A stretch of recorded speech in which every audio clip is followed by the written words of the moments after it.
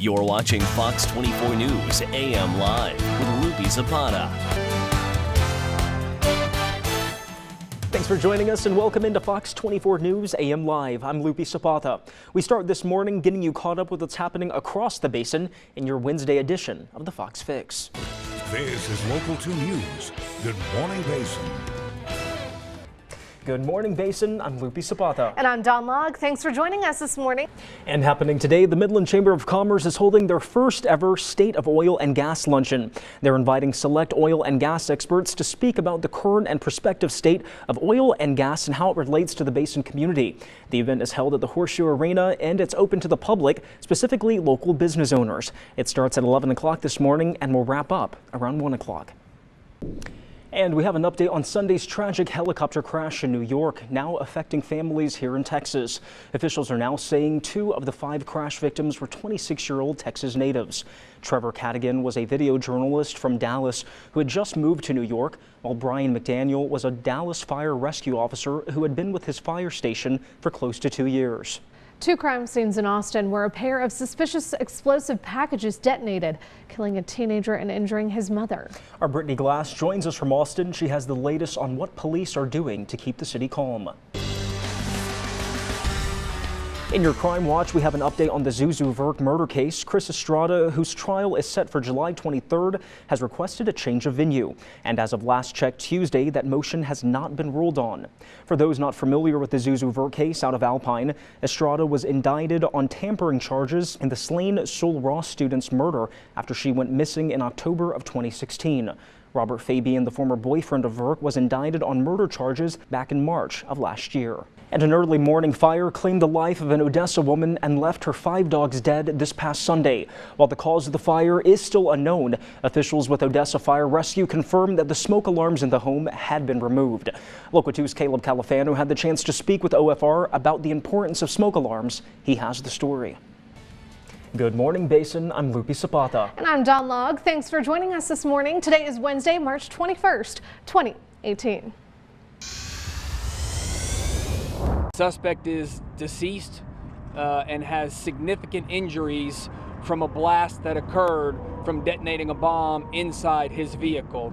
Local 2's Steffi Lee is live on the scene where investigators have worked all night. Steffi, how did he die? Welcome back. A Pablo Picasso painting of the muse, Mary Teresa Walter, was unveiled to the public Tuesday in Hong Kong for the first stop of its world tour. Now it's up for auction for an estimated $50 million.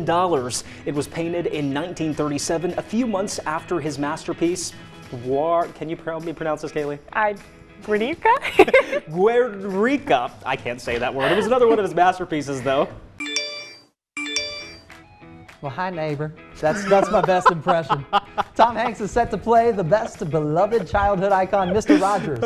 If that didn't sound like it. That took me by surprise. Mr. Rogers. Anyway, he's in the upcoming film, You Are My Friend. Now, I'm excited about this one. I used to love this show when I was a kid. Sony TriStar Pictures made the announcement on Monday. You Are My Friend is inspired by real-life friendship between Fred Rogers and journalist Tom Junod.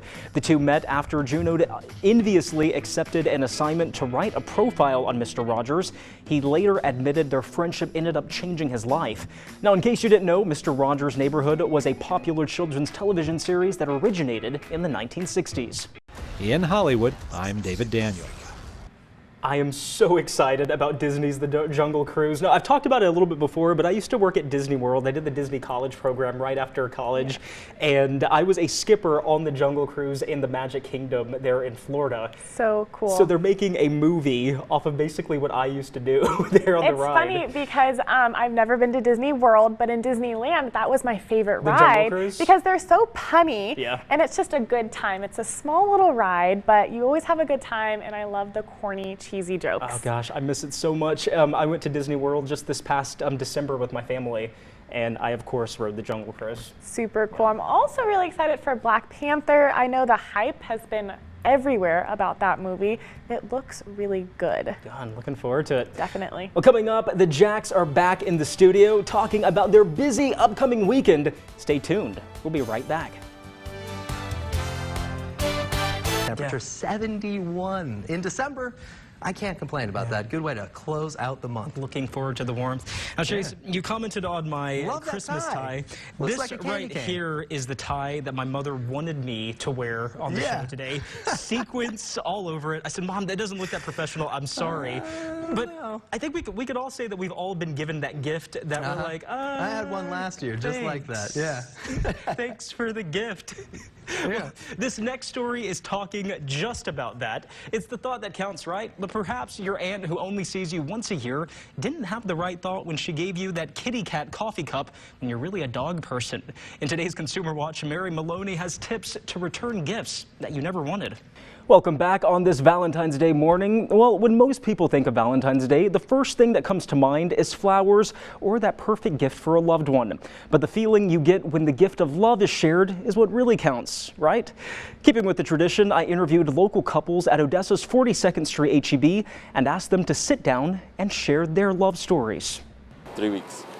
3 weeks after I met her, just meeting her, I know I love her. For Karina and Elias, love is something that came fast. 9 years later, Elias says he doesn't know where he would be without her love. Just her support, just always being there for me, no matter what. Karina says although love can be tough to perfect, she wouldn't want to try with anyone else. If marriage was easy, everyone would be married.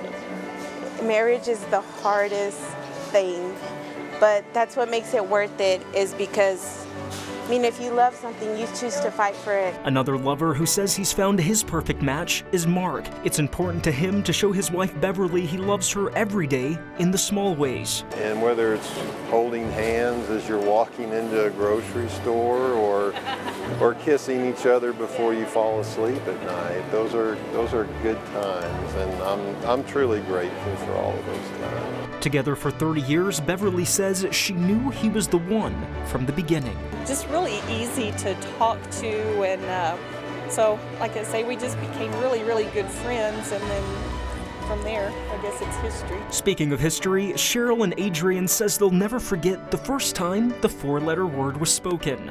Yeah, it was funny. We were watching Jerry Springer, and we're just sitting on the couch, and I just turned around and told her, you know what, I love you, I want to marry you.